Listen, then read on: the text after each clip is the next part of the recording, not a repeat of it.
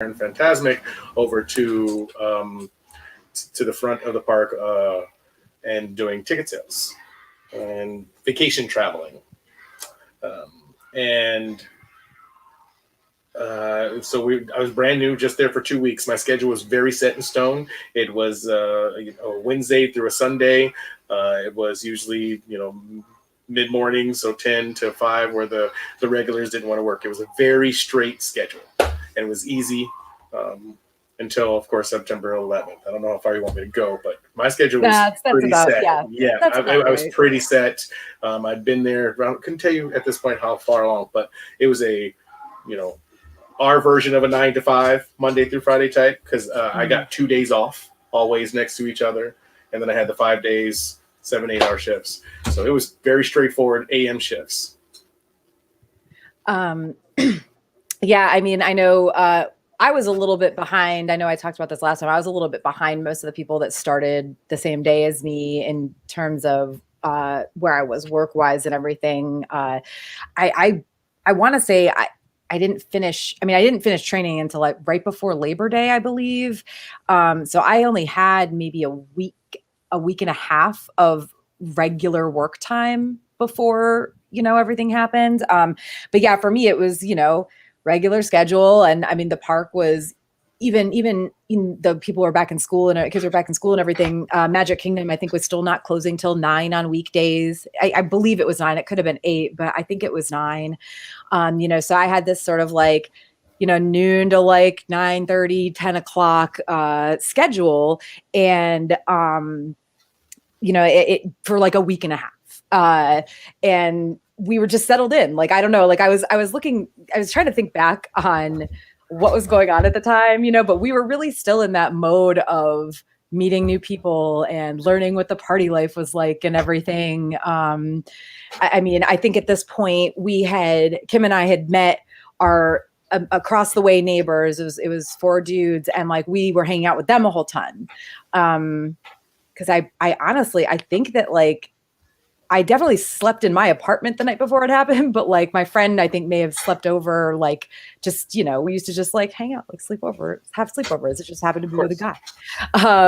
So yeah, so that's where I was. I know Kim, you, like I said, you finished training a little earlier than I did. So you maybe had 2 weeks or so, but what was, do you remember like what was going on like with you? Just same thing as me or? Yeah, same thing. Just, diving headfirst into the program, getting to know all the new people around that, all people that were living at Vista, everyone that I was working with, and just going about normal everyday life that it was. And I remember at some point my parents were asking me about going home in October for a wedding, for my aunt's wedding. I'm like, I don't even want to go. I just felt like I was on a permanent vacation. And I'm like, I'm not leaving here. I want to enjoy this to the fullest. Yeah, I mean, and we were at that point where we were getting at least 40 hours of work a week, but usually more. I think it was probably like average. It was supposed to average, at least based on the schedule that I had, it should have averaged probably 45 a week. So a little bit more than normal. But also that was like when you take away like unpaid breaks and stuff, it ends up you're paid for 40. But yeah.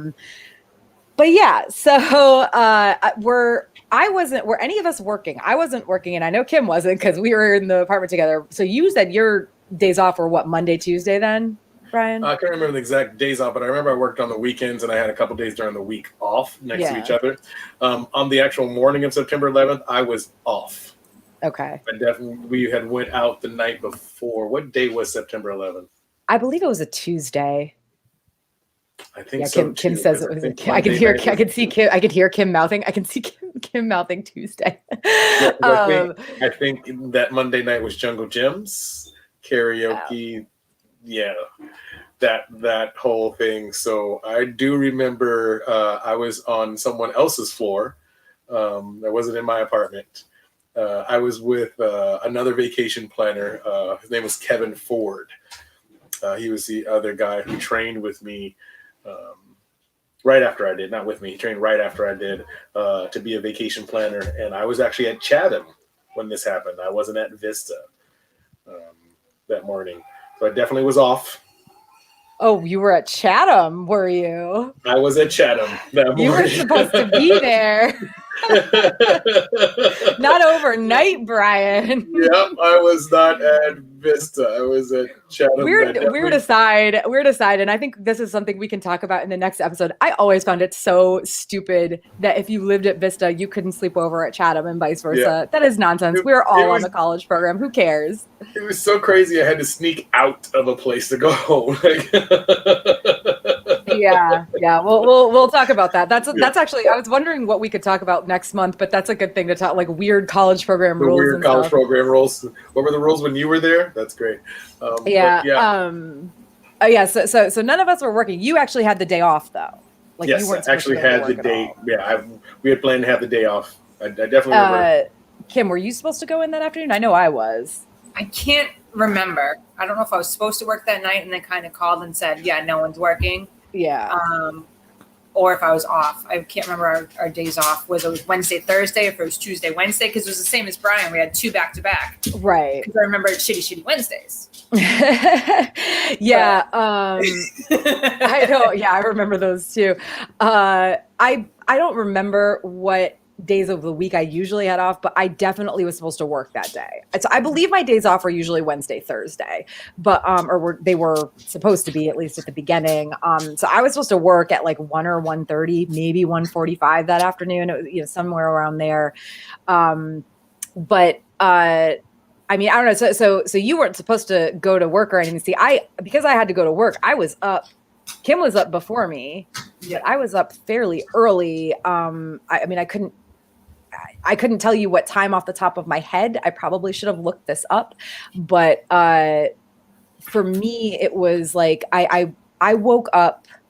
Like I was technically still asleep when it all happened. I got out of bed like minutes, and when I say minutes, I'm talking less than 5 minutes after the plane hit the Pentagon, the third plane.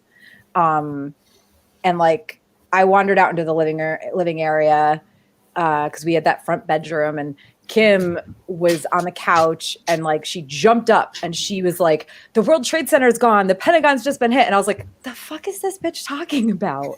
Like I'm half asleep, I'm like still drowsy, waking up, I think I might have drank a little bit the night before, like not a ton, but enough to be just a little bit like out of it.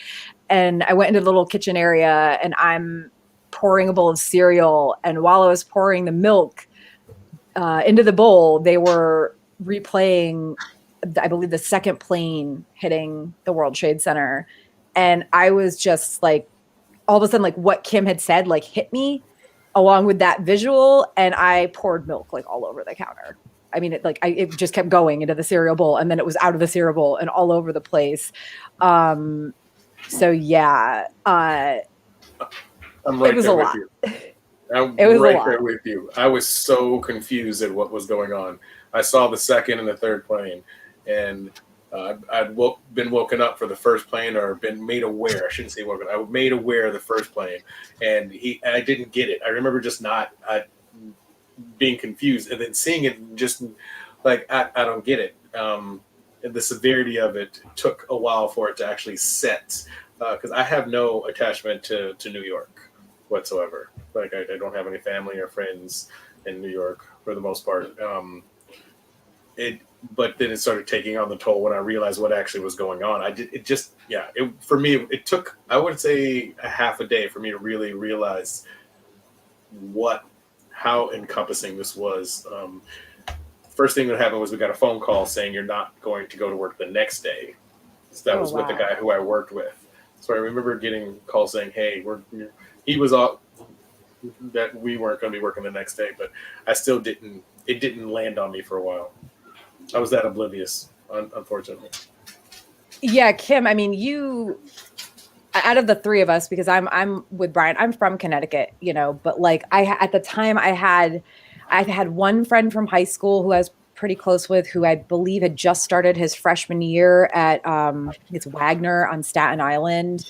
And I had some like extended family that lived, on the Upper East Side. Like these are like my aunt's parents, but not blood related, so like nobody, and they were retired and everything. So it was like not, there wasn't really any attachment there for me other than, I go to New York City a bunch because I lived an hour and a half away.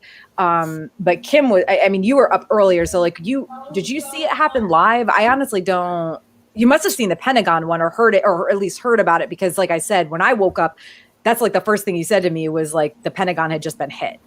Yeah. I think I usually like woke up around 9. So I don't know if I woke up just before that. I remember hearing the other roommate, Danny, like screaming and crying. And I'm like, what is going on? Like not aware, like, why is this woman freaking out so early in the morning?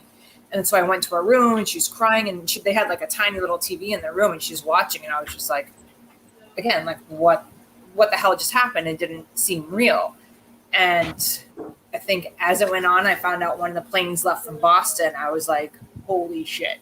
Like, is there anyone I know on that plane? Like, what's going on?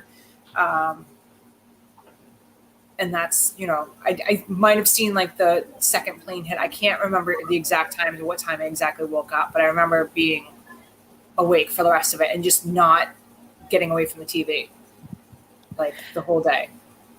Yeah, and I don't remember how many days Disney was closed, to be honest.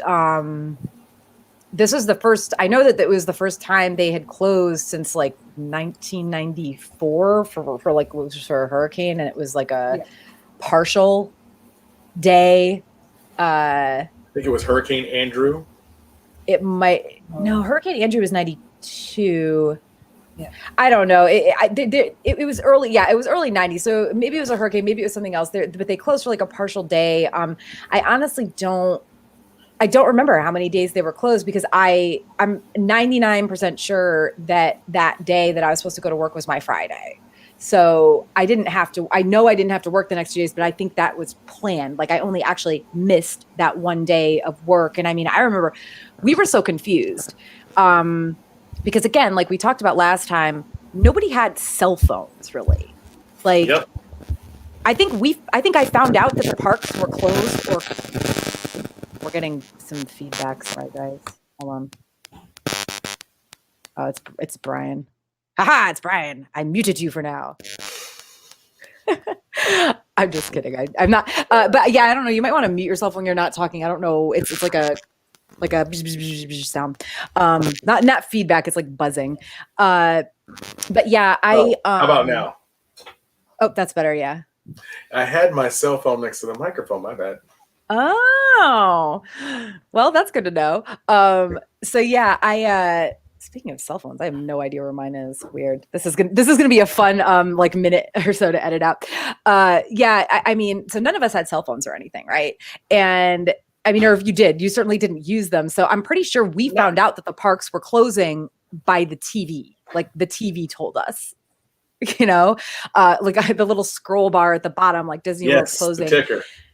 Yeah. And I know I had friends who were already at work that morning, and I wish I could have gotten some of them to join in on this, but weirdly enough, like the one who was really interested in wanting to works at Universal right now. So he's working Halloween Horror Nights tonight and couldn't make it. But like I had a few friends that were working that morning, which is weird because college program doesn't usually work early hours, except for, fancy ass vacation planners over here.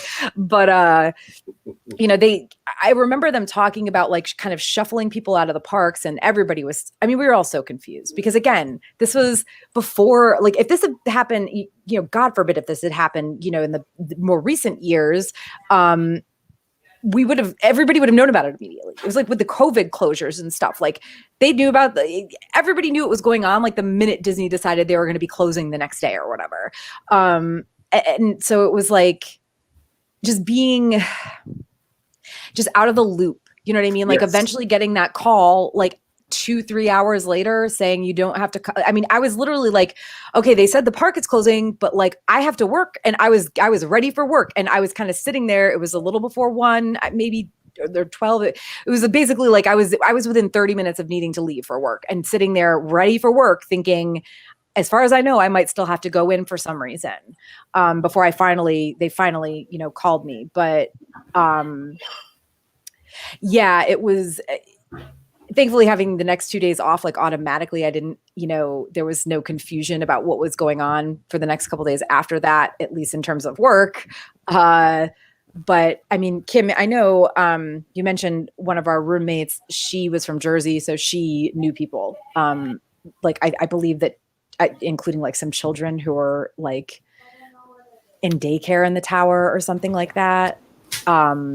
It was pretty rough for her.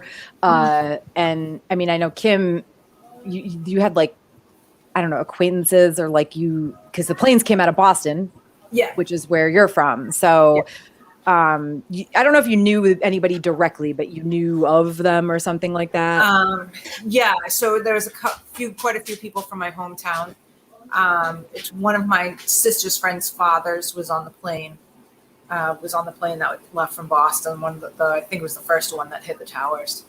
And then there might have been, I came to find out later, my first ex-husband, his family was very close with the pilot of that plane. But other than that, and then so, when the other struggle was trying to get in touch with my family, the phone lines were all down. Yeah. Here we are 1,300 miles away, like, oh my God, we all thought they were coming for Disney next. So like, I remember spending hours just trying to get in touch with my mother and just be like, I'm okay.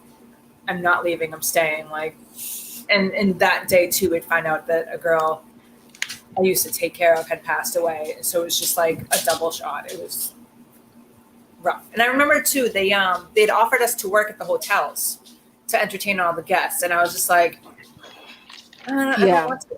I don't want to. Like, I just literally could not unglue myself from the TV. And I don't know when we started drinking that day, but I was just like, I can't function at all right now. Like, I didn't want to leave it wasn't too early. I will say that we did not start drinking super early because I have this weird memory of us. We went to dinner. We went and had Pizza Hut for some reason, which but like, we went to Pizza Hut on 192 in Kissimmee, and we were like the only people there, like the only people in the restaurant except for the like one or two servers or whatever. And it was really just eerie, because like that was a super touristy area, and like, so we did start drinking, but I think it was later. I want to say it was like at least 7, but probably more like 8 or 9. Because we definitely Pizza Hutted first, but like, I mean, I don't know, Brian, like as someone who didn't have to work, you were over 21, like, and I know you said it took you, for me, I realized what was going on, at least to an extent pretty early on, because I was like watching the TV and seeing it happen right as I woke up. And it's hard to, at that point, it's like, well, this is the first freaking thing I'm seeing when I'm waking up. I can't separate that from anything else right now. But like, I don't know, how did you go about the rest of your day, knowing that you had the day off? And this is going to come off as super insensitive. Please understand that at the time, I was a 22-year-old male who was, really enjoying the freedoms of Florida. So after we got the phone call that we were all off, we started calling a couple of our friends and realizing that all of our friends were off too. So we called a pool party at Vista Way, and we had one of the largest ones that I attended there. And I know it's really insensitive, but we were all off, and we went to the pool. I mean, I think you can. Saying it was insensitive, just like it was maybe insensitive for Kim and I to go eat at Pizza Hut like nothing was wrong and start drinking, and we were under 21, like you can say it was insensitive, but also like how people handle trauma, as long as you're not harming anybody else, how you handle trauma is how you handle trauma, and that's valid. You know what I mean? That's fair. Yeah. We were trying to, like, I remember just thinking like, man, like we were all together. This is, like I said, it happened after I got the phone call saying that a buddy wasn't working and I wasn't working the next day. or at least our departments, like the vacation planning, we knew that was not going to be open the next couple of days. Well, they weren't about to be selling tickets and planning. Exactly. They had no idea what was going to happen. Exactly. And so they were just letting us know that. And at the time, I do remember them, I don't want to say locking down the places, but I remember you couldn't have guests in that day. Like, so if you normally can check people in and check people out. I remember they wouldn't let you check in, and you couldn't go anywhere because it was like a national, I wouldn't say emergency, but I guess it was a national emergency. Oh yeah, it absolutely was. They wouldn't let us leave, right? Like the buses weren't working. They weren't taking you back to the parks, right? Because of everything that was going on. So we were all kind of, for lack of a better word, I don't want to say stranded because we were at home. Yeah, but if you didn't have a car, you were kind of If you didn't have a vehicle, you couldn't take the buses that were provided by, because they were only running, what I remember, dropping people off, not taking people back because the parks were closing. For sure, so, yeah. And so Kevin, I hate to say his name, but we decided to call the people we knew, and we had a party. And it was festive. It was one of those serious ragers. I feel like we knew that there were parties going on, but I don't think we went. I think we talked about it, but we were like, we don't really feel like being around other people. Although, to be honest, like looking back now, I kind of wish that we had gone to a party, because we had a lot of roommate drama that came out of that night. Because again, people handle trauma differently, and the way we were handling it was different from the way we were expected to handle it by our roommates, and projecting. Yeah. So it did cause us Kim and I some drama, like both that night and things were very cold for a while immediately after, and then they eventually built up to us having to go to a housing meeting, which I'd totally forgotten about until Kim mentioned it on the last podcast. Like, I forgot we had to go to a housing meeting. It all started because of us being insensitive or whatever. But listen, I'm not saying we weren't. To our roommates, we were being insensitive. Again, we were handling our trauma, a different way than they were handling theirs, and a different way than they expected us to handle theirs. But I don't know. It was. I feel like it was after that day, though. It was like things just kind of. For the next couple days, after dealing with things that one day, for the next couple of days, it was like, okay, I have these days off. I'm just going to hang out with my friends and do the things we've been doing partying wise that we, the things that we do on our days off, except for go to the parks, because we couldn't. Again, don't remember how many days they were closed for. I just actually tried to look it up, but I'm just finding all these like 20-year remembrance things that don't say. I think it was just that day, though. It might have been the next day too. It might have been the 12th as well. But I mean, go ahead. I was gonna say what I think. I didn't mean to say insensitive. I did mean to say insensitive. But what I think the difference is, what I haven't did a good job painting the picture. What you mentioned was, like, when we're dealing with the pandemic that we're going through right now, we are bombarded with the information almost immediately, like you mentioned. And when the 9/11 happened, you said the cell phones were nowhere near utilized, and we were still on cordless phones, and so the information, like you said, were coming across the ticker, and so you had 3 or 4 television stations that was giving you information.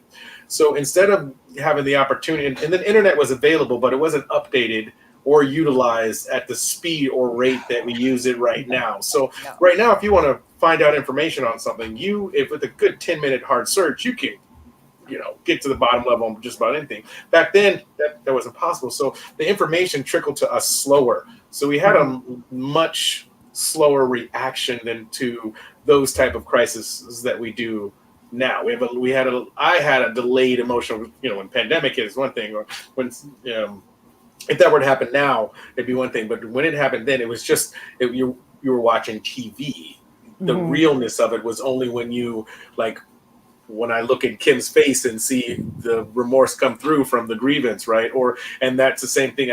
There was someone else there who had a family member that was there, and that's when it starts to become real. But you don't have the Twitter and the Instagram and the TikTok to see those, right? We just had the news, which we felt the same way then as we do now about it.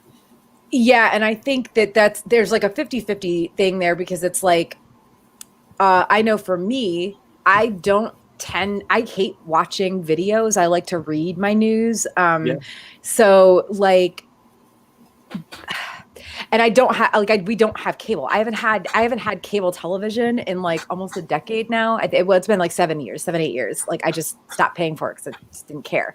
And but like, you know, so we weren't getting like the immediate live videos on YouTube or TikTok or whatever, or Facebook Live, whatever, that, you know, we would get now. But what we were getting is that constant feed on the television, on the news channels, literally, I think on like every major channel. Absolutely. There might've been channels that weren't news channels that were showing stuff, or channels that weren't news channels. I feel like we tried to watch other things and they either like weren't online or they were showing news stuff. So in a way it was like, for me at least, that's probably more real than what I would know, than what I would be seeing now, just because of how I prefer to, you know, consume newsy stuff. But also like it was, you know, we're seeing that third person perspective of the news, the reporters and everything, versus the videos that came out eventually, like days later, of the people who were right there, you know, that shared their videos with news stations. And we were seeing those, and those like crazy first person perspectives. I just like, it's to this day, I can't watch anything from that day. I have watched them in like way back in the past, certainly like soon after it happened, but I am a very like empathetic person. I could be like just barely acquaintances with you, and if your cat dies, I will cry for you. So like imagine what it is when, you know, there's like people, you know, like Kim, who kind of knew people that were on the planes, and like even Danny, our roommate, even though we'd kind of gotten into it with her that night, you know, knowing that she knew people who were there in the towers and everything. Yeah, it was, it wasn't a great time for an empathetic person, let me tell you. But so I guess, I don't know. I think that's where we were, what we were doing when we found out what was happening. And again, the procedure for your location, you know, if you weren't working, what happened, et cetera. I mean, Brian, like you said, you weren't supposed to be working and you got called and told, nope, not coming to work tomorrow or the next day either. I mean, I was called and told I'm not working that day, and I had the next couple of days off anyway. You know, I don't know how soon. I know I went back on my Monday. I didn't have any additional days off after that, I don't think. Like I'm 98% sure I went back on what, so that would have been Wednesday, Thursday, so Friday. But everything was different. I mean, Immediate security. Oh God, yeah. Like that's what I remember the most. The immediate security everywhere. Yep. Yeah. I mean, we, as Magic Kingdom employees, we were kind of used to the bag checks when we were leaving, because they always checked your bag to make sure you weren't taking costumes, because that was back when you couldn't bring your Magic Kingdom costumes home because, you know, magic. But I don't remember them ever checking our bags going into work until we came back from that. Which I get, yeah. Kim, I think it's probably the same for you, right? Yeah. So I was going to like back up a little bit and yeah. Go ahead. Talk about that night and the drama and, you know, so Brian, I was trying to connect with Danny. Like we said, we've been drinking and it's not an excuse at all. And I was trying to, I think she had probably been out with the other roommate or gone to someone else's apartment, you know, and I think she came back in. I was like trying to connect and be like, you know, people from my city too. They were involved. And I used the word crispified. And it was the wrong word to use. Crispified. And it was the wrong word to use. It came out wrong. It was all, you know, I own it 1,000%. I still regret it. I mean, 20 years later.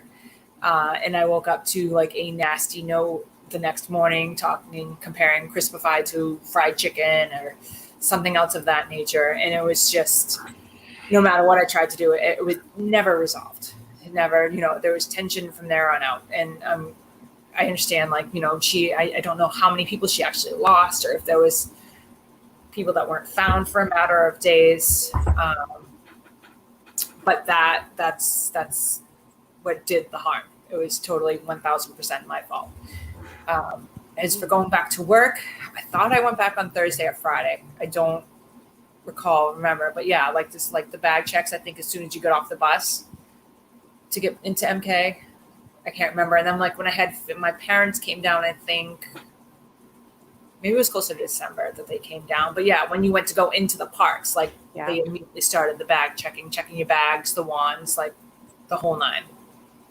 Yeah. I think a lot of people weren't too happy about that change because it was like nobody was planning on it or expecting it. And it's like, to be honest, I'm just still to this day shocked that they didn't have any sort of security checks before people went into the parks before that. You know what I mean? Like maybe back in like the 70s, it would have been, or early 80s, fine, don't. But like at this point, Universal had been doing security checks on everybody that came in, for God knows how many years. And it was literally only after September 11th that Disney, just like Brian said, like immediately you're going into the parks as a guest, you are getting your bags checked, like, and getting because they didn't have the actual metal detectors installed yet, obviously. I don't know where they got all those wands. They must have been borrowing them from Pleasure Island. Like that's the only thing I can think of is that they were like, shoot, we've got a whole bunch of these things from Pleasure Island. Like quick, let's like gather those up and like parcel them out. But like, I mean, I know also like, I don't know if it was the same for you, Brian, because I think you guys kind of had shorter hours anyways, vacation planning CPs, but like my hours immediately went down to like the bare minimum that they had to give us, which was either 30 or 32 hours. I feel like it was probably 32. If that, yeah. Yeah. It was 30 or 32, down. But my hours went down. I definitely was frustrated with the extra security because for me, I totally understood what happened in New York. And there was all this speculation that it could happen at Disney, or that they might have Disney, or they might hit Disney next. And then I remember the president going online at the time, or giving a speech and telling everyone to get back to normal and go down to Disney World. I remember him specifically saying that. He's like, we can't let this stop us. We have to keep going on. We need to take kids, go down to Disney World. And I remember not that weekend, but maybe the following weekend, but shortly after, whenever he made that comment, there were lines. The lines were so long. That was the first time I had super long lines, and people were getting frustrated and surprised that the lines were so long after such a tragedy. And that was the first time that it really dawned on me how ironic the situation is that we're afraid, and so we put up all of these security measures, but then we tell everyone to go on vacation. And so when they go on vacation, there's all these extra new security measures, which makes them even more fearful because there's longer lines and it's harder to get through the airports. It's harder when it's harder to get into the actual the actual parks, right? Yeah. Even just to get the tickets. I remember the lines to get into the parks surpassed the lines to just get the tickets. Yeah. They were standing side by side because of the new security measures, and they didn't expect such an influx of people after the tragedy. And I just remember thinking how moronic it ended up being. I guess that's the word for it. I don't, if you get what I'm trying to say, right? Like, it's a little bit building a failure, right? Like, yeah. Go here, everybody go here right now so that we can forget about it. But while you get there, we made everything harder for you to get in longer. We made things harder, and it takes longer for you to get things done in the first place. But go down there and do that anyway. Forget about it all and go back to normal. But we have all these extra things that weren't there before. Yeah, and again, Disney, not that they could have been prepared necessarily. but hold on, I'm getting all the background. That's not you. What's that mean? I'm muting Kim for a second because I'm getting a lot of. It was not you that time. Yeah, I don't blame Disney for that though. No. Like, you can't blame Disney for not being prepared for all of a sudden needing to have all these extra security measures. No, yeah, that wasn't them. That's not it. It was more of the like how. No. I didn't feel like you were blaming them at all. I mean, no. I totally get what you're saying. I mean, and the crazy thing is, like, for that immediate, like, for that like immediately after, where things kind of like where it picked up, but it was like maybe I don't know, maybe it was just the front of the park that was bad because they were not staffing properly to sell tickets. They didn't have the staff or didn't want to pay the staff for the security. Probably they didn't have it yet at that point. But like, I mean, on the inside, you know, like the rides and stuff, like I said, like our hours were cut. I mean, I did not get more than 32 hours a week. I'm assuming it was 32. It's either 30 or 32. I'm assuming it was 32 because I think it was like a little bit more than part-time people. So like I didn't get more than 32 hours a week. I worked like 1:30 to 7:30 with a 45-minute lunch, you know, an unpaid 45-minute lunch and an unpaid 15-minute break for I basically was paid for 6 hours a day for months. I did not get more than 32 hours a week until Thanksgiving. And like it was there was no one there. I mean, my mom came down to visit in early October and we walked onto every single ride. There was no need for fast passes. Like nobody was there. I mean, I have never, and I've been to the parks in off season since then, and they've been, you know, not crowded, but I've never seen it like that. It was 50% of the not crowded that I've seen any other time. And I know like Pirates was one of those rides there where like we didn't have Fast Pass back then and we never had a line. I can tell you the 2 times we had a line was Thanksgiving weekend and Christmas and New Year's. So that Christmas, New Year's week and Thanksgiving week, that's it. Kim worked in Fantasyland. So like she had the more popular rides that maybe also didn't have the high like flow through that Pirates. There's a word for it, but that they use, but I can't remember what it is. Like we were able to onboard and offboard people so quickly, but your rides were like a lot more popular and like usually backed up. Yeah. But even you, I mean, it wasn't crazy for you either, I'm assuming. I can't remember. One of the things I do remember is I think they had stopped the castle shows for a little while. I'm really like struggling with my memory. Yeah. But I remember they were testing for new ones one day and they lit off fireworks. When I tell you I ducked and people around me ducked. And it was like, what is going on right now? Just because I was right behind the castle. I was either in Snow White or Winnie the Pooh. And I just remember being scared to hell, like what's going on right now? And I think we got like the phone call or, you know, those phones we had or something just said they're testing fireworks shows and the managers came around, you know, you had so many people to reassure at that one point because it was just like, what just happened? I'm struggling to remember the crowd. I mean, I know that it wasn't busy for sure, you know, because I went to we used to, we had already been going to the parks a bunch on our days off, but that started the point where every time we had our weekend, it usually overlapped by at least one day. And Kim and I would go to the parks and we would literally just go like usually studios and we would ride Tower and Coaster and not have to wait like more than 10 minutes each. You know, and of course it was middle of the week, it was fall. So back then fall was still off season, which that's hilarious because there's no such thing as off season at Disney World anymore. No. When I lived there like 2016 to 2018, it was like there was like a 6-month period where I didn't have a day job. I just had my own company and then I could do the work whenever I kind of wanted. And I would take days and like meet up with friends who were visiting, you know, to go to Disney. And I mean, it would still be an hour wait for like most rides. But yeah, like back then, you know, their fall was still an off season. So it was like the off season. And I don't know when they started the fireworks and stuff back up, but I do know that, after that, there was a point where they'd gone so long without having fireworks shows that they actually had fireworks they needed to use because they like fireworks don't last forever, right? No. So they had the Fantasy in the Sky every single night, like every single night, because I closed every single night at 7 o'clock on weekdays or 8 or 9 on the weekends. And as I was leaving, it was always Fantasy in the Sky going off above us.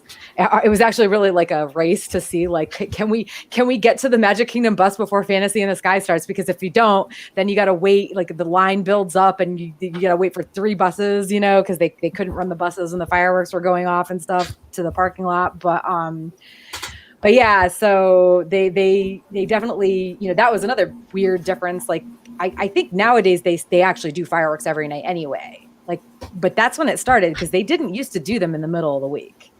Like they would go several days, if not the whole, you know, if not Monday through Thursday without having fireworks shows.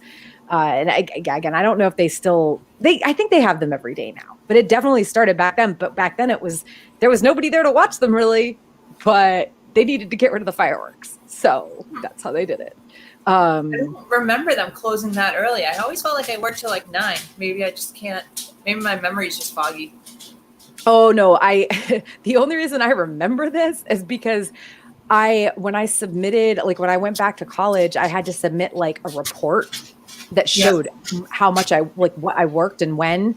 So I kept like, cause they also we had printed like schedules. I kept all of my printed schedules. And yeah, from September 11th through November, really, on weekdays, I was done by like 7:45.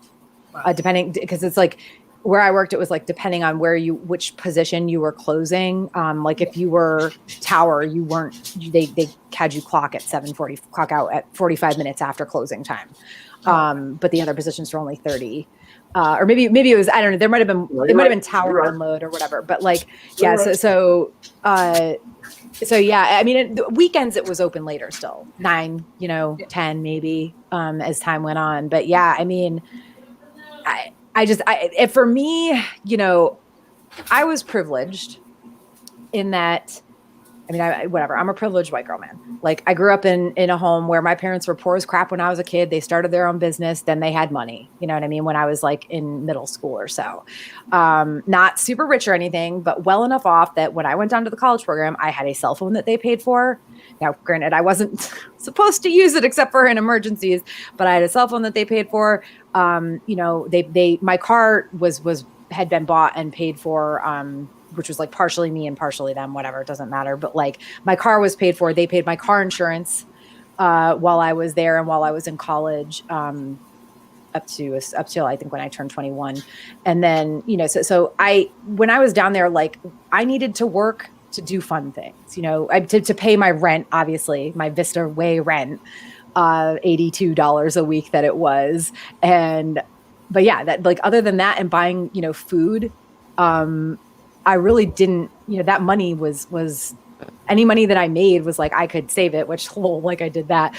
I mostly just bought a whole bunch of Disney junk that I have since thrown or given away like 95% of it. But yeah, I mean, so the shorter hours and the not working so much wasn't a big deal for me at the time. It did become a bigger deal like later when I would go back to Disney, like as seasonal and stuff, because I actually did kind of need the money when I was like on my own more. But yeah, at the time, like I was lucky, I wasn't one of those people who had all these additional bills to worry about. I was still on my parents' health insurance, stuff like that. So yeah, I don't know. What about you guys? Like I'm sorry, like sorry, not, I guess sorry, not sorry. I can't really help the fact that like when I was down there, that my money was more fun money than anything, like other than food and rent, cheap as rent. Like it didn't hurt me all that much that I only was getting 32 hours a week, but I know a lot of people it did. I know people who needed the extra hours and stuff that needed the money, definitely. I'm not saying I was privileged. I just happened to have other sources of income at the time to sustain me. It's the best way to say it. Yeah. We don't need to get into that too much. No, yeah. So that's I was fine, but I don't remember how much my hours were reduced. I definitely remember them going down. Yeah. Yeah, I mean, and I will say, like, having a car was like especially nice at that point, except for when gas, that did hurt a little bit because like gas was another thing that I had to pay for on my own. So I did actually start carpooling with coworkers because I hated taking the buses. The bus schedules were different. Like they had fewer buses running for a long time, except for like when things picked back up over the holidays. I remember that. And like but yeah, like I remember carpooling with coworkers because, and maybe even sometimes with Kim if our hours matched up on weekends or something, because gas was like $1.26 a gallon, y'all. It was $1.26 a gallon when I got my license. $1.26 back then? Oh yes, it was. Okay, that was at the gas station right by Vista. It was $1.26. Don't ask me why I remember this. I have this weird memory for numbers. It was $1.26 at the gas station by Vista, the one that was next to the Chick-fil-A. And then if you went like a mile and a half down the road to the Hess station, I think it was like on the way to Kissimmee, it was like $1.21 or something, or $1.19. It was like 6 or 7 cents cheaper, which doesn't sound like a lot, but that does add up, especially because I was driving a Chevy Blazer at the time. The thing didn't get but 20 something miles a gallon. But like, yeah, $1.26 a gallon. And like when I got my license, gas was 99 cents a gallon. I remember that. Okay. I remember gas being 99 cents. I do. I definitely. And that makes sense because that would have been 97. And so 2001, $1.26 is about right. Which, and I just remember us being like, oh my God, gas is so, and it didn't happen immediately. It took a couple weeks, maybe a month, but it did. It went way up. And for us back then, especially when you're making $6 an hour and what was our pay rate? Was it $6.18? Mine was a flat 6. I think we were 6. You might have gotten a little more. Yeah, maybe as a vacation planner you did. I don't know. No, I don't know though. I feel like all college program, no matter what you did, was 6 because we all got the same flat. There was like a couple years later because it was after I worked in foods, but like several years later, they upped the foods pay rate. Like if you had to work quick service, you made $6.50 an hour. So they were like, oh, you have to work the shitty job, so we're actually going to pay you 50 cents more. They should. I don't disagree with that. But yeah, back then it was a flat 6 an hour. Now, granted, Florida didn't take state taxes, so there was that little, oomph. But yeah, I mean, gas going up to $1.26 a gallon. It's like when you subtract it was $67 or $69 a week, I believe, for the 6-person, the 3-bedroom apartments, and $82. Like I said, I have a weird fucking memory for numbers. It was $67. It was okay, and it was $82 a week for us.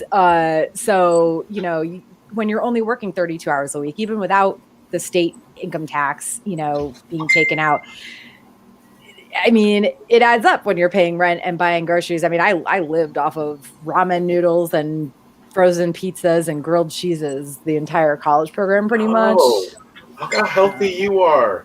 I lived off of Junior Bacon cheeseburgers from the Wendy's and Milwaukee's Beast. I would literally take $20, buy $12 of Milwaukee's Beast pack, and spend the other money on getting 5 or 6 Junior Bacon cheeseburgers and eating those throughout the day. I ate a lot of Burger King though. I did. It was, if I was working, usually what it was is if I was working later, like if something happened and I got off work later than I was supposed to during the week, or if it was a weekend and I was working later, I just was like, I don't feel like cooking when I get home. Cooking. I mean, I gained about 30 pounds on the college program. Like, yeah, I went from about 155 to when I got home from the college program, I weighed 185. which is the heaviest by a good 20 pounds that I've ever weighed in my life. So, yeah. And I mean, honestly, I probably would have been living off that shitty food regardless of whether or not my hours were cut.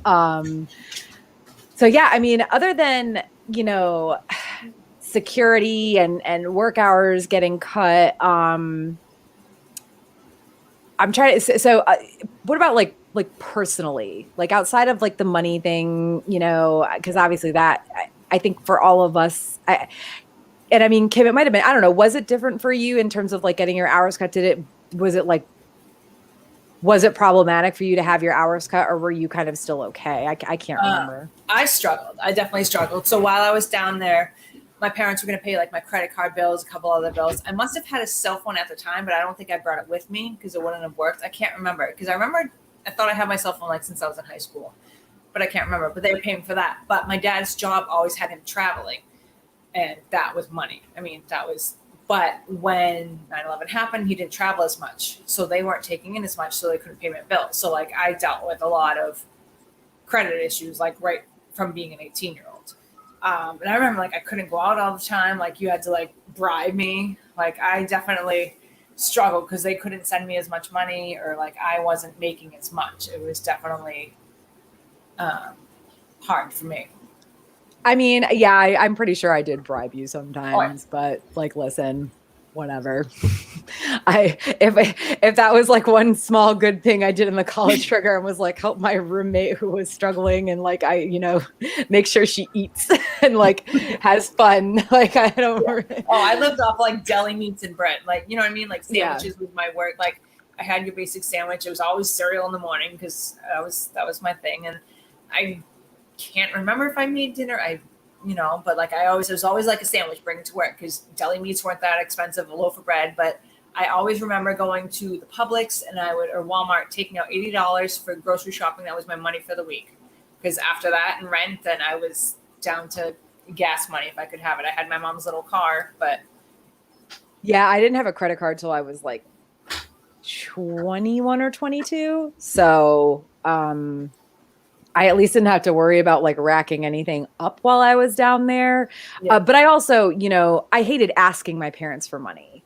Yeah. So for sure, it was like anything I was doing outside of the things that they covered, which again was a lot. I think I had to ask them for money once. Like in October, maybe. It was, I think it was when my mom came down to visit me. I was like, hey, can you spot me a couple $100? Cause like, I'm really tired of eating like frozen pizza and ramen every night.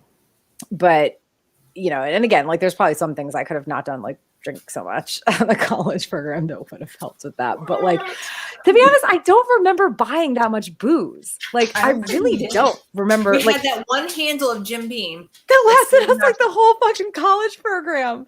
People kept giving us alcohol. I'm not kidding you. People kept giving us alcohol. Like every time somebody left, because that's the other thing I wanted to talk about was like in terms of how things changed personally was a lot of people left. A lot of people left. Yes, absolutely. Sorry, you are absolutely. We lost so many people in our building. I do remember that. Like, the weird thing was I was remembering like losing some of our neighbors. I believe there was a guy named Brian maybe that left right after 9/11.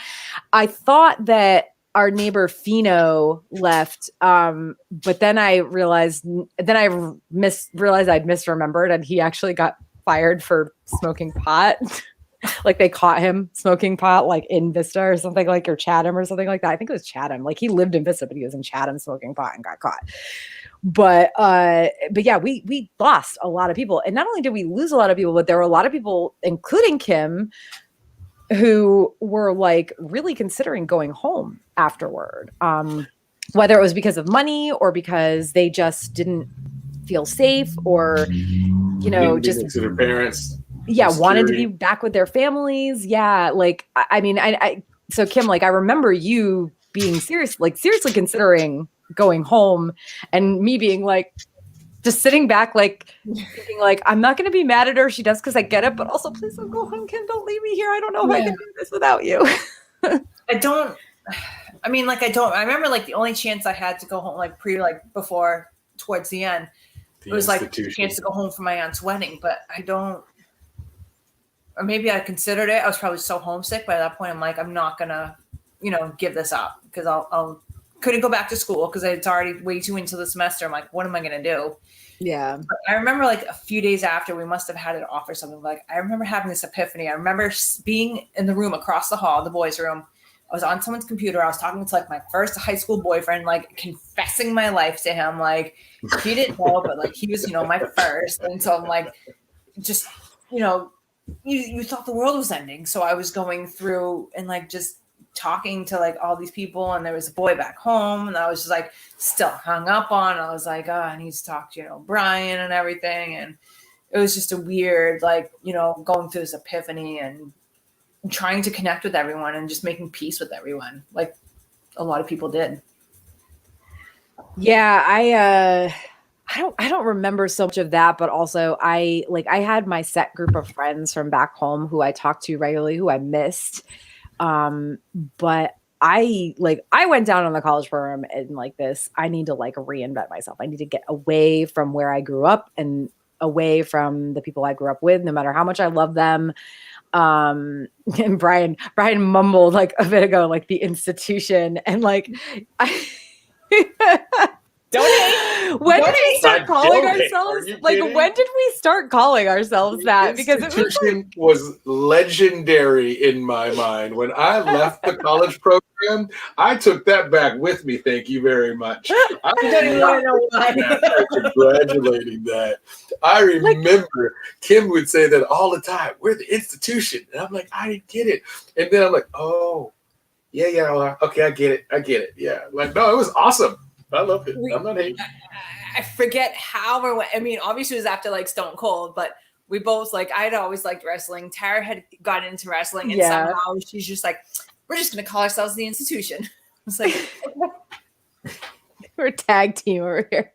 Yeah. Actually, we were watching, Dave and I were watching a thing about WWE. Well, it was WWF back then. And like after 9/11, because like they were supposed to have a show that night. They were supposed to have SmackDown live in Houston, and they're like, we can't do it that night. It got canceled, so they did it like Thursday. It was just showing all the people that were coming out, and it was like Molly Holly, and then the Hurricane, not the Hurricane guy, was it the the Hurricane and Mighty Molly. Yes, and I was like, I saw that, I was like, Tara, the Hurricane. I don't know why. Yeah, that's the Halloween costumes is in October, chat. But yeah, that was a Halloween costume that I did that year. But yeah, I don't know when we started calling ourselves the institution. It was early on though. Like it was definitely so like soon after September 11th. Like when I say soon, I'm talking less than 2 weeks was when Kim had started seeing this guy, and they introduced me to his roommate, and they were like hoping that we would hook up, which was hilarious because like the first night we met, I was like, I don't know about this guy. Like I don't like his southern accent. Like I don't like his stupid nickname. Like so I'm just loving life right now. Yeah. I don't want to spend too much time talking about my romantic. My biggest memory of the institution. Well, I mean, I had a T-shirt. You guys remember the white T-shirt party? We had a white T-shirt party once, and we all had T-shirts, and we were writing stuff on the back of each other's T-shirts. Kim wrote the institution. I had that T-shirt for so long. And then I had a roommate in Florida 8 years later that just stole all my stuff, stole all my shot glasses, stole all my DVDs, stole all my T-shirts. And Kim did such a good job of writing the institution across the back of the shirt. And I took it back to college. So the institution, they thought I was the institution. I'm like, no, those are friends. Those are friends. You see all the crazy girls. Stuff right here. These are white girls from New England who thought they were hot shit. Just I went to University of Illinois. There was lots of white girls there. Let's just be clear about that. But it looked awesome. That's how I remember the institution. In my mind, I always see it as it's written across the midsection of my back on the back of a T-shirt, and it's really cool. You took your time on it. We were drunk. It was a little. You did bubble letters, like you wrote. Oh, shit. Kim, yeah, it was Kim and Tara, the institution. Oh God, I remember the party just from the beginning, but I remember throwing it with those two guys that you were just talking about. It had to be a Building 15 party. Yeah. It was definitely a Building 15 party. The building. You got to make sure to have like one of the last episodes about how we changed all the rules at Building 15. Oh yeah, no, that's gonna be the Building 15 changed the rules. We're skipping December. We wrote it for you. We're skipping December because I don't have time in December. But yeah, there's a whole bunch of what changed and what happened after our college program that we need to discuss. But I mean, yeah, like honestly, and speaking of just us becoming the institution and everything, like it was actually after, and part of this was because we hadn't had so much time before September 11th to get entrenched in like our work, crews. But like it was soon after, like soon-ish after September 11th that again, so many people left. And things were just kind of weird. Like everybody was working different hours. We weren't all kind of on the same closing shifts and stuff like that. Like, so I actually ended up, becoming closer friends with the full-time and part-time people I worked with. And that was absolutely like, it wasn't entirely because of September 11th, but, part of it was also because there was only myself and one other, college program person working at Pirates. So like everybody else that I worked with was part-time or full-time, and a couple seasonal people, I guess. But yeah, I mean, between becoming closer friends with them, and that led to like me getting into wrestling and just also like, not that, Kim and I were already like a thing, we were a pair. We went everywhere together, did everything together, unless one of us was working and the other one wasn't. But like, before we close out, I think that I want to touch on how close the people who remained on the college program became because of what we all went through together. Yeah. I know it was only one day and that nothing happened at Disney World itself other than the parks having to close for that day and maybe also September 12th. I can't remember. But like, I feel like there was this just extra need for all of us to, and I think this is kind of part of what led to how crazy it actually became as the fall went on, but starting literally like within a week or two of, September 11th happening. I'm trying to word this and it's like, it's hard for me to figure out how to word it, but I really feel like that there was just this, you could literally not know a person at all. You could just meet them at a party a few times and you still, every time you saw each other at parties or outside of parties, it was like you were best friends and you were hugging. I don't know, like, and maybe after that, it was like that for future college programs. It certainly wasn't like that for me on my 2002 college program though. I don't know. How do you guys think, do you guys agree with me here that like we all became just a little bit closer or just a little bit more open with each other and a little bit a lot crazier maybe because of what happened and how it was this sudden, God, we're all in our late teens and early 20s. And like, it felt like the world was ending, maybe it was just that one day or for that day and a couple of days after it felt like the world was ending, but that really like gets you at that age. It did. So I ended up doing several programs after that one. That was my first extended one. I left, came back. That was easily the most memorable, impactful. I had plenty of good times and good memories and things of that nature. But the sets of friends that I made from that program right there, Kevin Ford and the Top Gun crew, which you're referring to, you didn't care for the names too much. Like those were outside of the Building 4 boys, but the Top Gun crew and Kevin Ford and the Vacation Planners, like those were the highlights, right? I try to live back on those memories. Those were some of the really, really good times, right? So there was definitely the need for don't want to say relationships, but connections. Yeah. After that. I think need is a good word, but I also feel like it was just automatic. Like we'd all been through, and I'm going to use the words traumatic event because, you know, it wasn't as traumatic for some of us, myself included, as it was for others who actually, you know, knew people or were from that area, etc. I would not, and I just, you know, we mentioned our roommate Danny earlier. I am not on. I'm not on the same level as Kim, who, you know, knew people. We are not on the same level as Danny, who knew people who were in the towers. You know, but just I don't know. I remember there was like a Vista Way talent show or a college program talent show was held at Vista Way in maybe early October, and there was a guy with a guitar who sang, I believe it's an Enrique Iglesias song, like "You Can Be My Hero, Baby."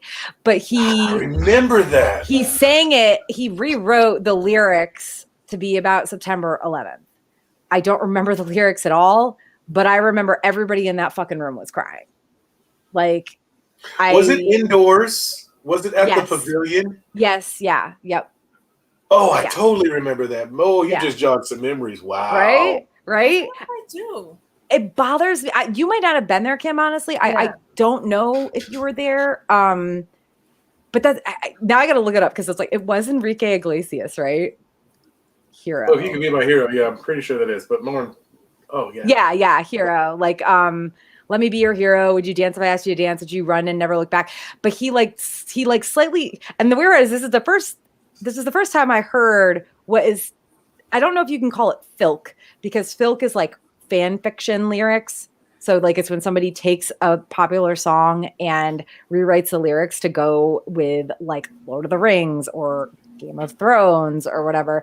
But this guy took that song and he played the guitar very well and had a guitar somehow for some reason at Vista Way, which is hilarious to me. Like you brought your guitar to Vista Way. Like, you know, that guy was like, he brought that guitar to get laid. And I hope he got laid so good that night because that song was fucking beautiful. Like, right? Like, I hope he got laid so good, like 10 times just because of that song. I don't remember the lyrics at all, but I remember just like he was good and what he wrote was good and from the heart, and it was just it was I don't know. I mean, I think in conclusion to all of this, like you said, like I only did one college program after that, and it was just a summer one, but I do feel like there was just an extra oomph to like our relationships, especially with our friends. But you know, because like I mean, I had roommates after that, but nobody was. And it probably didn't help that like my roommates after that, like on my 2002 college program. And then I don't know, I guess I can't really count when I lived at Vista for like 4 weeks at a time, but like that summer 2002, my roommate was the sweetest girl, but she was like from Kentucky and she was like not Mormon, but some other religion where she like didn't really drink. And yeah, it was, we didn't really have much in common. She was very, very nice, but like she was a good roommate, you know, but she wasn't like a close friend. I don't know. Yeah. I mean, any last thoughts on just the experience that we had on the college program as a whole because of September 11th? So September 11th is one of those lifetime defining events. Mm-hmm. Similar to the pandemic, or if you, you know, obviously. Yeah, but those poor college program kids just got sent home. Yeah. Any type of loss, any type of traumatic event, you know, sits heavy. And especially if it's something that's shared on a grand scale, then the trauma that ensues afterward, you know, everyone's kind of flowing through it, not simultaneously, but, you know, we all experiencing the grief almost at the same time because it's happening. It's not like your mom passed away at one time and then cousin.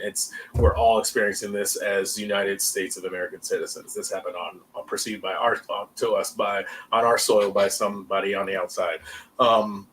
And that is the same as someone breaking into your house or attacking your family. You have a tendency to hold what you have close to you, or grab what you have close to you closer, out of fear. So I remember it being compared to like when JFK was shot. Sorry to bring that up, but like, where were you when do you remember where you were when JFK got shot? And for us, ours was, where were you during 9/11? I remember hearing that for years afterwards, and typically feeling guilty. That's why I said earlier, because I was throwing a party essentially. And so the events that happened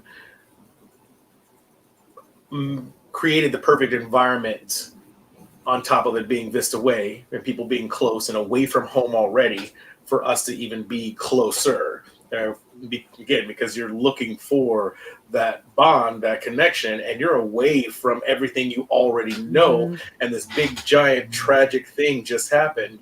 And so normally you would run to a comfort zone, a food, a family member, but you're 500 to 5,000 miles away from home, depending on which program you're on, if you're international.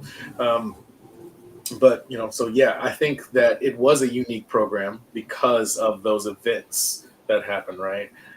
It would be similar to those that had to leave because of the pandemic, except for they had to leave. Their event ended, right? When the pandemic hit for those, they shut down the college program. That was it. We just lost a day or two. And I'm not saying that as a trivial matter. I just mean we got to continue living through the experience. And that's what created this perfect environment for us to have these super symbolic relationships, right? I held on to a lot of the friends from that program longer than I did any of the other programs, because exactly that. I mean, you guys might be some of the longest people that I've talked to, and this is proof in the pudding, right? And then some of the other people that you didn't want to mention, I stayed in contact with them for a very long time. Tara, you came to visit me a couple of times after the fact, and so I would agree with you 100% that out of all the programs, that one had the most, I think, impactful bonds. Don't get me wrong, I'm not swaying against any other of the impactful bonds that I've had, but as a collective, between, like I said, the institution, between the Top Gun crew, between my buddy Kevin Ford, who we were over at the Vacation Planners, and there was a couple of us, those events really brought us together. Oh, I mean, and let me be clear. When I say I don't really want to bring people up, it's more just because I don't want to talk too much about really personal stuff. That's fair. At least not at this point, especially. But yeah, I mean, again, I mean, I guess, Kim, I don't want to co-opt your so your thoughts on just the bonds that we had and everything. I mean, same hat with us, I guess, maybe. Yeah, I would say just piggyback what you said. I think too, being that, so young, my first time away from home, the only time I went to school was in Boston. It was only half an hour away, and I was home every weekend because I got hurt. So this is my first time away from everything. And with the tension with the roommates, I didn't want to be in the apartment all the time. It was uncomfortable. I think you found these people and you forged that bond. You had someone to turn to. Tao was that person that I turned to. Okay, I need to get through this.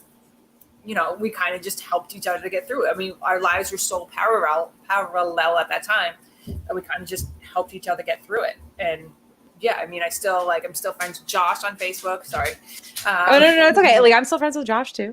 Yeah, and I see, still some people on the Facebook, but just to have this, I didn't have that real great college experience. This was my college experience. I went to college, I lived there, it sucked, but this was my real you see everyone having these college roommate friends for life, and this is that for me. When I was talking, I was at the party earlier. I'm yeah, I have a Zoom tonight. They're who? I'm with my Disney, the Disney college program. They're really? I'm no, you don't understand.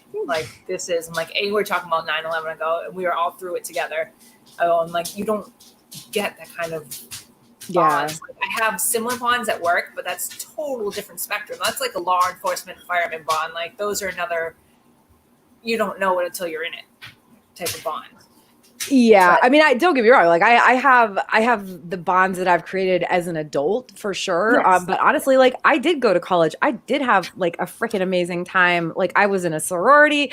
But honestly, like, I'm not really friends with any of those people anymore. Like, I'm Facebook friends with a bunch of them, but like, I don't see them. I don't talk to them really, and I don't. I again, like we've said, like we just, as much as I might have had a really freaking great time in college with these people, that didn't, the bonds that I made with them did not transcend 2 fucking decades. And you know, the people that I was friends with, I'm not Facebook friends, or if I am Facebook friends, it's like barely acquaintance Facebook friends with a lot of people from the college program. But I mean, it's more, I'm closer friends with more of my 2001 college program friends than I am with my college friends. I've been in weddings. I've gone to weddings. I've, during the pandemic, like had, little Zoom chats with just like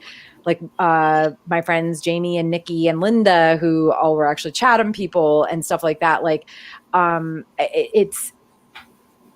it transcended, not with everybody, of course, not with everybody. There's people I've lost touch with. Shoot, there's people that I mentioned on the last episode and tonight that's like, sometimes I wonder, like, what the heck? Like, I wish I could remember like Fino's last name, because I really love that kid. Like, he was great. He was just like a really good like guy, really good friend.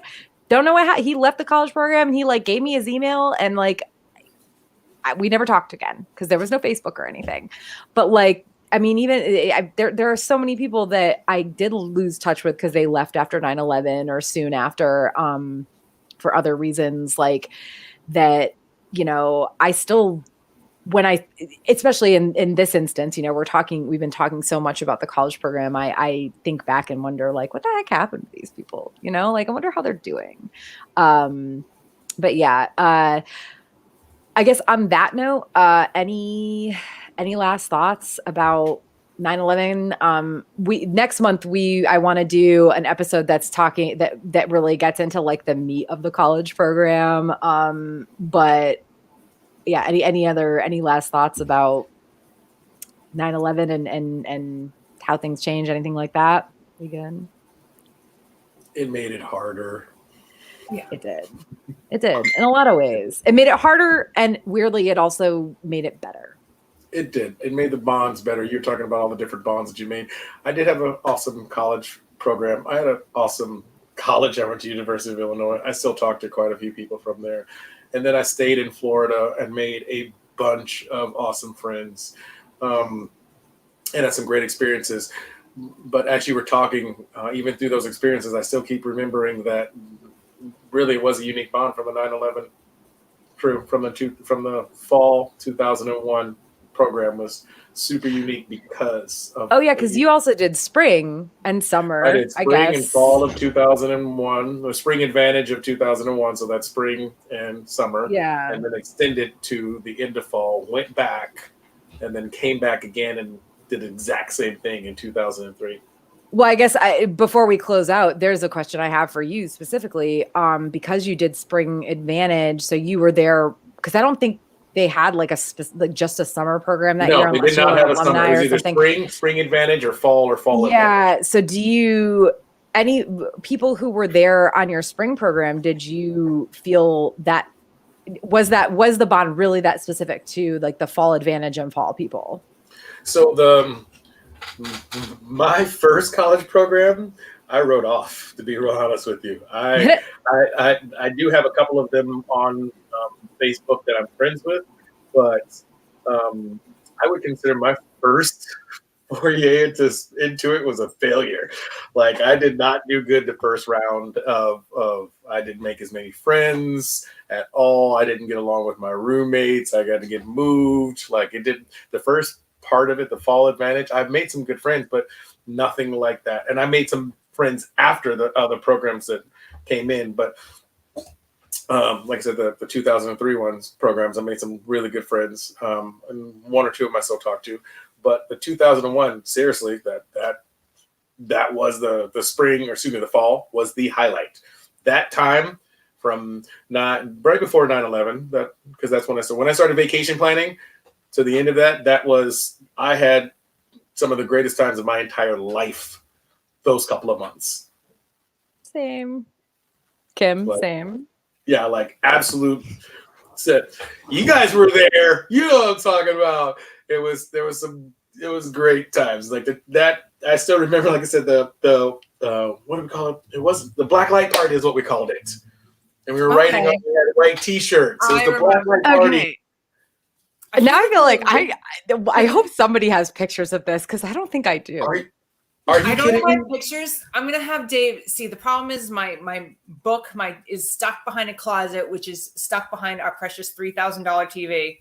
So I have to have Dave help me. Yeah, it's not coming down. No, precious. No, it's not hung up. It's trust me. This TV has been like cause for numerous fights because I leave it on and it's not. It can't be left on. It can't be frozen. Oh, is it a plasma? Yeah. I'm gonna go with yes. Plasma. I don't know. Dave, this is Dave's world is AV stuff. So like, but yeah, I'm gonna have to have him help me get that book out because I have lots of pictures. Yeah, I do too, but I put all the good ones on Facebook like years ago, and I think I've locked that album down so that like people who didn't know me back then can't see it. I don't have any pictures from us from. Oh, wait, no, that's not true. I got a picture of me and you, Tara, and Josh one night right before I've got a couple pictures of you. Yeah, I've got to get you those. It's me and you and Josh before we went out. We were like pre-gaming. Oh, that was like post-college program though. Was that post-college program? Yeah, that was like 2004. When you came back to visit? Yeah, that was like 2004, I think. Okay. Was that I definitely. I don't know what the heck that was. Was he back? I don't know. We'd have to. So many of us went back. So Kim, I think you're the only one who didn't. As I'm Kim over on this side. No, you're on this side. For those listening to this as a podcast, I'm gesturing to the wrong side of the screen here. I'm gesturing off at Baby Yoda in my background. Kim is the only one of us who didn't go back. Yeah. So I had in May of 2002, I had a major hip surgery. So I wanted to go back. I left the college program probably, I mean, we can get into it, but like a week or two early. I was using the hip as a quasi excuse. I think I just got hit a wall and I got so homesick. I just wanted to get home. But May of 2002, I ended up having major surgery on my hip. So that canceled any kind. I think they brought the summer program back, that canceled any kind of summer program. And I just never had the opportunity to go back or never gave myself the opportunity to get back. I just kind of threw myself into school, into work again.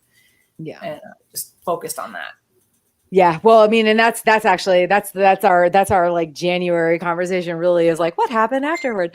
Okay. So on that note, I'm going to close us out. Thank you guys again for joining me. I know this is a little bit of a deeper, darker in a way conversation. But I'm really glad that we, got to talk about this. I didn't want to do it. I know originally I was like, do I want to do this on September 11th? And then I was like, no, I don't want to. I want to wait a week. And to be honest, like the 20-year anniversary post, so many people were posting, and Kim had posted about it. I didn't post anything, and I think I saw the post that Kim made, and I was like, I'll read this like days from now because I'm not like I just at that moment in time, like so many people were posting about it. I was like, I don't really want to think about this today. So, weirdly enough, on the 20-year anniversary, I guess. But all right. So thank you again, Kim and Brian, for joining me. You can follow me across the web at A Geek Saga for updates on when you can catch the next episode in the Walt Disney World College Program 2001 20-year anniversary series. I'm guessing that the next episode is going to be Saturday, October 16th. And we'll be talking about really settling into the college program that turned out to be very different from what any of us were expecting. And also like the fun Halloween stuff that happened at Disney and stuff like that. So yeah, we'll get into some like real fun conversation again next time. Have a lovely night, everybody. Thank you.